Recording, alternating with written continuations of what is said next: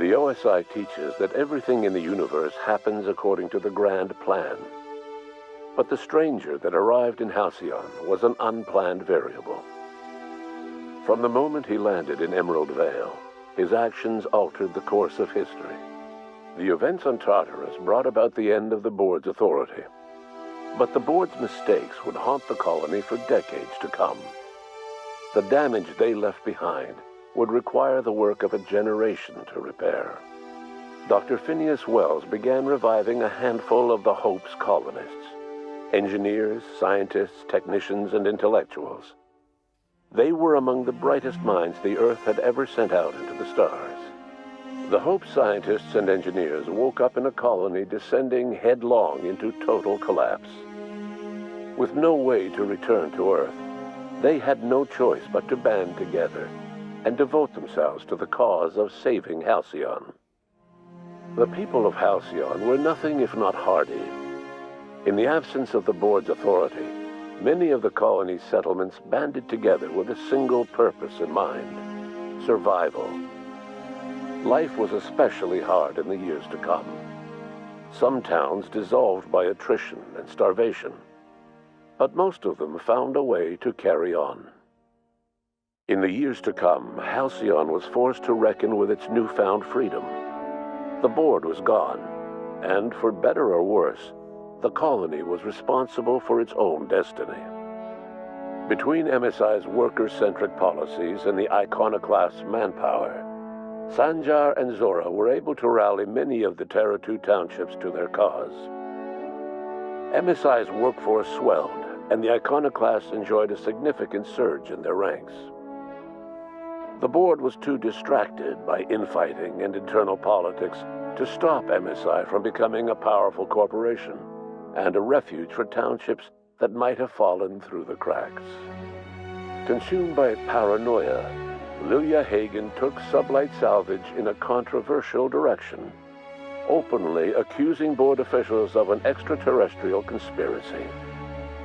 One day, an accident at the Groundbreaker's docking bay silenced her forever.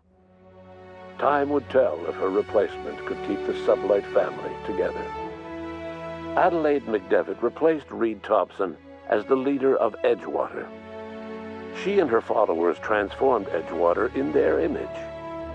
Anyone loyal to Reed was pressured into leaving town, and those who stayed behind adapted to her way of life. Adelaide transformed the old cannery into a new garden. The nearby Edgewater Cemetery provided a convenient source of fertilizer. Under the leadership of Junlei Tennyson, the Groundbreaker held firm against corporate influence. The ship's mechanical stability gave Junlei the time to educate a promising generation of engineers schooled in her family's traditions. The future of the Groundbreaker looks promising. The rediscovery of the Hope and the abandonment of the lifetime employment program forced Byzantium to come to terms with some uncomfortable realities about the state of Halcyon. While Byzantines were reluctant to surrender the luxuries they'd grown accustomed to, the board's diminished authority gave them little choice in the matter. Nearly everyone had to learn to make do with less. Some even had to get jobs.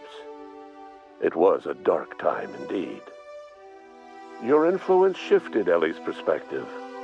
She finally admitted, albeit grudgingly, that she just might need other people. Sometimes. With a steady income from the life insurance payouts, she was finally able to afford a ship of her own. She hired a small crew and flew supply missions to communities on the fringe. Some of them were even legal. Life in Halcyon was sobering for Felix Millstone. The grand revolution he dreamed of never came.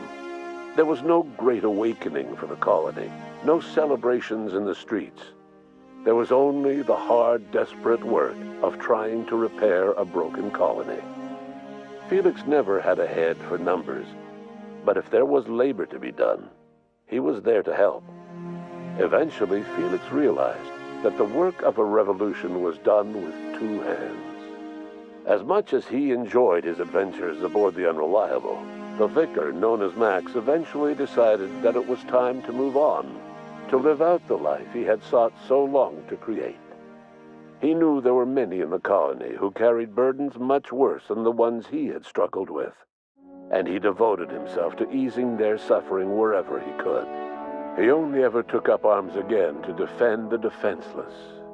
Unshackled from a lifetime of striving and fighting the universe and himself, Vicar Maximilian de Soto was finally at peace.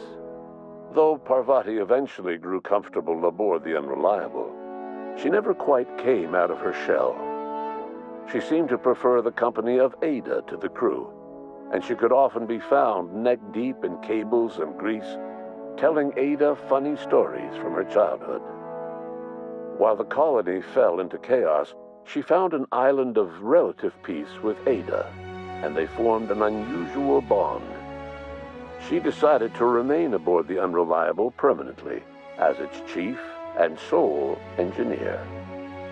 Nyoka returned to Monarch to take another crack at making a permanent life for herself. She formed the Charon Group, a mercenary outfit of ragtag survivalists and wilderness experts. Anyone in need of a guide or just looking to throw back a beer and swap stories could find her camping on the trail or clearing an infestation. The SAM unit that accompanied you spread awareness of the product line's superior sanitation and maintenance capabilities across what was left of the colony. This led to a boost in SAM unit sales. Did you know that SAM units are the longest-lasting, toughest-acting cleaning solution in Halcyon? Minister Clark was released from house arrest, and his contact with you gave him a sense of renewed purpose and vigor. Once it became clear that no help would be coming from Earth, he threw his considerable efforts and talents into helping Halcyon manage the crisis before it. As for Dr. Phineas Wells, he spent his remaining years in his orbital lab. He eventually came to terms with his own past and was able to forgive the mistakes of his younger self by devoting his remaining years to serving the colony. In the end, Dr. Wells was able to save every scientist and engineer aboard the Hope. Over the next decade, nearly all of the Hope's remaining colonists were successfully revived. Halcyon saw a period of rapid technological and scientific advancement. Breakthroughs in dietary supplements saved the colony from starvation. Geoengineering projects and social reforms began to change the structure and character of the colony. Dr. Wells laid the groundwork for the project to save the colony, but he would never live to see the fruits of his labor. He passed away a few years later. His work was carried on by the scientists and engineers he revived. Today, Halcyon has stabilized. The people of the colony work hard to adapt to their new circumstances. Nearby colonies send aid and supplies. Life will never be easy in Halcyon, but for the first time in its history, there exists a sense of real, genuine hope about the future. And what about you, the unplanned variable in the history of Halcyon? You brought an end to the riot on Tartarus and partnered with Chairman Rockwell to run the colony together. As Halcyon looked toward the future, you remained a constant presence in the colony's administration. You were never weighed down by bureaucracy, and you never had to dirty your hands with politics. You had people who did that for you. By your influence, Halcyon survived the turbulent years that were to follow. No one knows what's happened to Earth, and no one knows what the future has in store for Halcyon. All we know for certain is this: the name of the Unreliable and that of its intrepid captain will remain the subject of countless stories for years to come.